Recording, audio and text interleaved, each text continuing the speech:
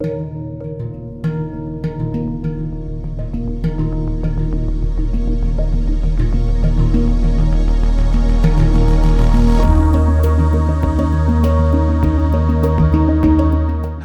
I'm Neil Dealey, co-founder and partner of Architects and Urban Planners Metropolitan Workshop.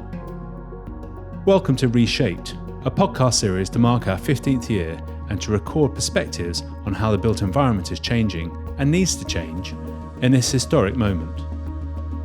We asked leading thinkers and doers to respond to issues highlighted by the pandemic while we're in the throes of change, and memories and perspectives are fresh. Has the door opened to a new era? We think so.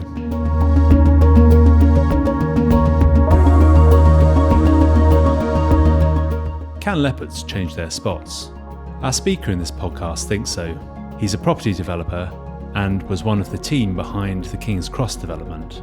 He's one of a new breed determined to shift the focus from purely profit to a wider definition of value. He's doing it because he claims a growing range of investors see this change as essential to good business. It provides better outcomes for everyone. Richard Meier is Chief Executive and co-founder of Stories.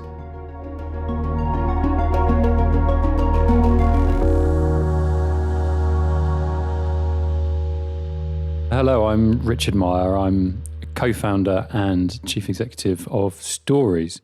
So the reason we set up Stories with my two fellow co-founders is because we felt that there was an opportunity to improve outcomes for people and for the environment, something that some people within the development industry are seeking to do, but perhaps as a whole we're sometimes falling short on.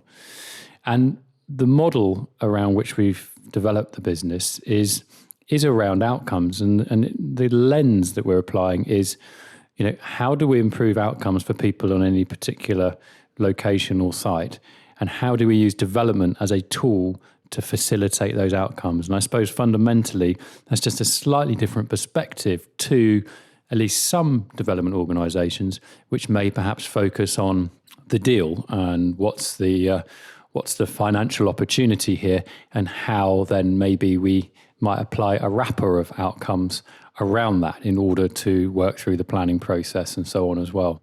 This is still a commercial enterprise at the end of the day. It's not a charity or something like that, but it's about saying doing good is good business. So thinking about how a city or indeed another, a suburb of London or of another part of the world could be different if it's been influenced by more sort of socially responsible development models. How could that be different? I think one of the key things that I think would make a difference is around the process by which the developer has engaged with local people and how much sense of ownership and participation they have, therefore, in the process of development, and then also the ultimate sort of operation and use and enjoyment of the physical things that are created through the development process. And I think, the key to it, the stronger the engagement is, the more there is a sense of participation, sense of ownership, sense of pride from different stakeholders in the process. Coming back and thinking about the Stories business model, it's about how can we focus on distributing or sharing value more uniformly between all the different stakeholders rather than just the shareholder in the traditional sense. And it's also where there is a sense of longevity to whatever is happening there as well. It's not about short-term, quick fix, get rich, all of those sorts of things. It's about people coming together with a longer-term approach, and creating longer-term sustainable value.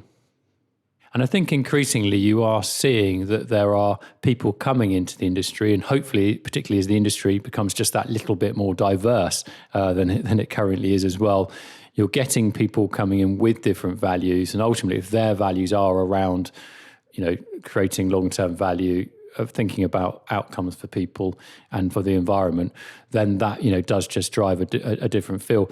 And even for those who are, not so motivated by that, there is also the demand of the investors, of the money, of the consumers as well. So people who are coming to work, visit, stay in the places that you create are becoming, ever more, you could say, responsible in the choices that they make, more so in some areas than others. But there's certainly a change there. And secondly, even in terms of the nature of things like the money that comes to play, that's become more responsible again, because continuing along the food chain, investors are requiring the output to be able to demonstrate and articulate to their sort of clients that they are being responsible in how they're investing their money. So even for some organizations that are perhaps not quite so personally motivated through some of the individuals there, you could say there's a pressure or a drive from other external factors, which is encouraging change to occur within the industry. So in terms of things that will catalyze developers operating in a more socially responsible way, part of it is very much around the wider stakeholders and what they need and what they will require and what they will stand for. So only today, Stories was looking at a development opportunity in South London, and it is so evident when you go to this location that the strength of local, politics, of pride, of history, and so on there means that you will not stand a chance to, get planning permission, if that's what you're striving towards, for this development, unless you really are thinking almost like grassroots up, bottom up, about, what's in it for people who live and work in and around this area. And you just simply, won't get there. You won't get there with planning. You won't get the buy-in to do that. So I think that there is a real, you could say it's a carrot because it's attractive. If you work towards that, you're more likely to de-risk your project. You could say it's a stick because if you're not going to be able to think and approach development in that way, then you're not going to make much progress either. And likewise, from the investment side, seeing the drive from the money saying that it's about, these wider outcomes as well. And I think particularly going back to the Stories business model, which is focused on sort of patient capital and long-term investment and taking that longer-term decision-making view to create better outcomes, there is absolutely a massive increase of that patient capital of the income producing assets, so coming into the market, and it's not just about the buy sell traditional forms of financing as well. Finally, there is the public sector. There's the local authorities and others as well, and NHS trusts and so on, who are again steadily increasing the strength and the weighting towards social value, for example, in terms of how they procure partners or how they dispose of land in one way or form. So we're definitely seeing, not as perhaps as quick as we like, but we are certainly seeing a gradual move in that way. And that therefore means people need to up their game to stay competitive. That was Richard Meier. A key point Richard makes is the need to inject longevity into the process of development. It's about how development benefits can be distributed more widely among the community. A better process of public engagement helps shape development and generates a sense of pride and ownership, he argues. Winning support from the grassroots up, as he puts it, drives long-term value, which is what investors and public sector bodies are now interested in. You can listen to other podcasts in the Reshape series at all the major providers, or go to our website, metwork.co.uk. Series directed by Lee Mallet, produced by David Michon and Justina Green, recorded and edited by Sean Crook.